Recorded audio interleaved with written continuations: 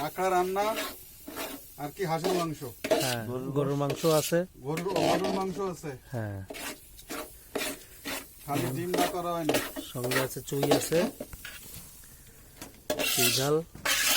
এদিকে হচ্ছে গেল মশলাপাতি, এদিকে হচ্ছে পোলাও চাল রান্না করা আছে, তার জন্য পানি রেডি করা হয়েছে।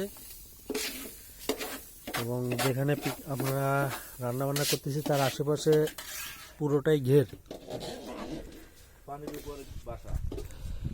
পুরোটাই ঘের এবং খুবই সুন্দর একটা পরিবেশ।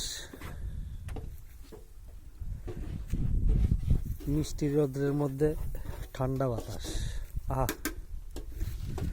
মনোরম একটা পরিবেশ, খুব সুন্দর। এদিকে বক দেখা যাচ্ছে, এই যে বক।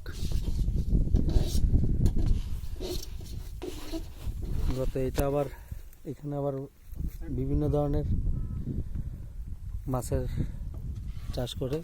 এইটা হচ্ছে গেল কাঁকড়া ছাড়া হবে এখানে, আর এইটা হচ্ছে চিংড়ি মাছের ঘের, আর এইটা হচ্ছে গেল সাদা মাছের ঘের।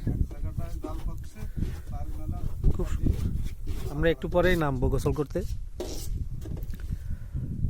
দেখি।